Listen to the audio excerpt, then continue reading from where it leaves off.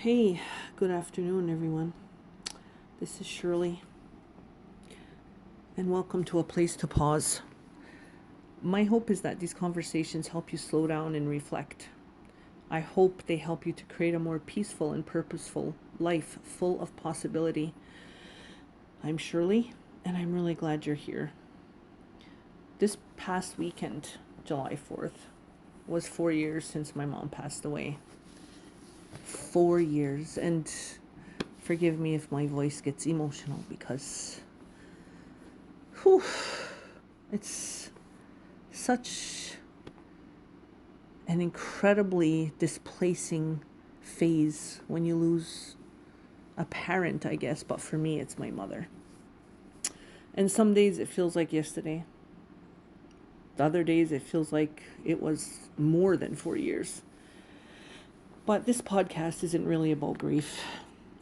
It's about something I wish someone had told me before the grief arrived. If I could go back, I wouldn't buy my mom gifts because she already had so much stuff. And I wouldn't worry about planning stuff so much, And the money I spent, she had her own money. She didn't need me to spend money. What I really should have done was spend more moments.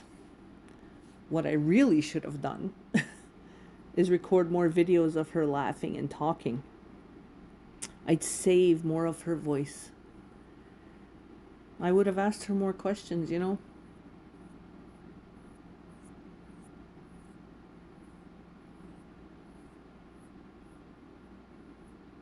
We used to take drives. I loved her paintings she used to paint. Sometimes I'd even say, "Tell me about that again." Even though I knew it was going to be the same thing I heard before. Because now, today, those ordinary moments would be priceless. My mother loved to paint. She made beautiful pottery and clay art. She was creative in ways I don't think she even fully realized, Sorry, I just have to wipe my eyes.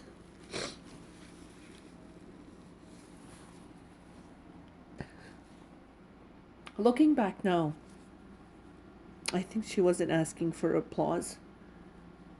She simply wanted to create without criticism. She wanted to express herself, and she wanted someone to notice. However, sometimes, instead of encouraging her, people said to her, like, "What are you doing that for? And what's the point of making all these things?" I mean, she even gave someone something she made, and the person said, "Oh, another dust collector." And it broke her heart because to her, she made these things with love, How many dreams disappear because someone wasn't encouraged? I think of that now so often. How many gifts stay hidden because someone never heard, "Keep going. You can do it. You're amazing. Keep pushing." Today, I have her paintings. And soon, once I finish painting, they'll hang on the walls of my home, her home, our family home. Not because they're worth money, but because they're worth her. Every brushstroke reminds me that she was here. Here's something I've learned.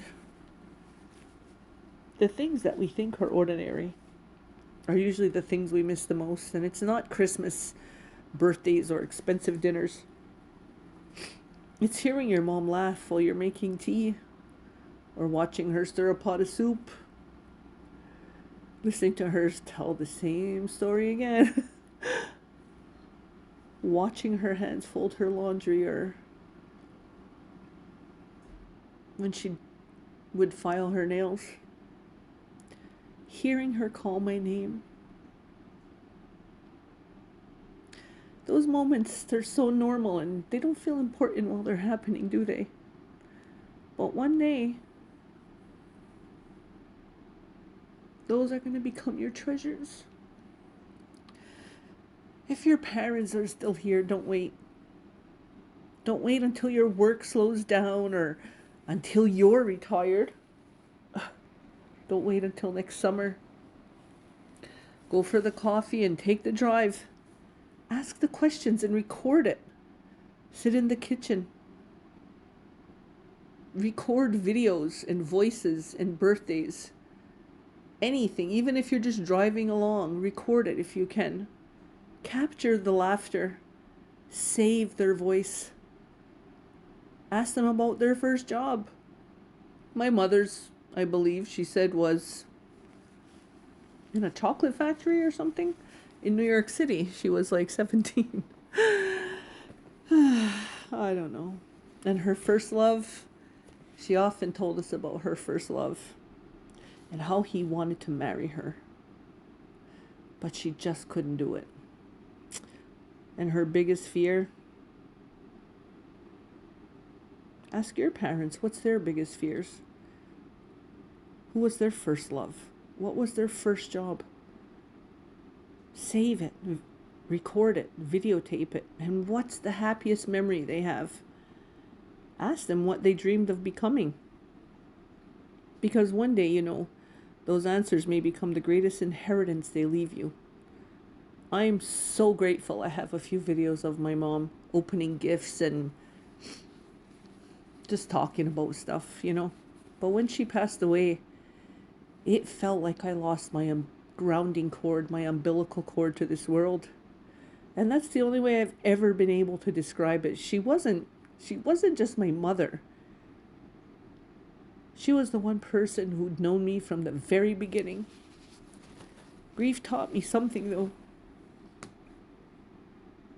Love doesn't end when someone dies. We grieve because the love for that person is lost. It doesn't know where to go. We don't know where to put it. And that's why it hurts. If someone you love is still here, love them while they're here.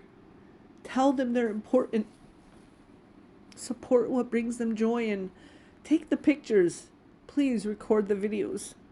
Save the voicemails. Write down their recipes. Ask them to start a recipe book. Listen to the story, because one day you won't be wishing you'd bought them one more gift. You'd be wishing you had one more ordinary Tuesday afternoon together.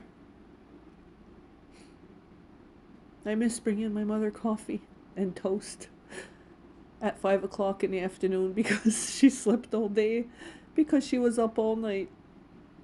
That lady's sleep, I don't understand why it was like that, but it was a mess. But years from now, you know, I miss those. I'm missing those ordinary moments. The ordinary moments you almost didn't record will become your greatest treasures, you know. Maybe that's what life is really made of, not the milestones and the possessions. There's no perfect days, so it's certainly not those, but just thousands of quiet moments. Those become priceless because once they're gone, they're gone.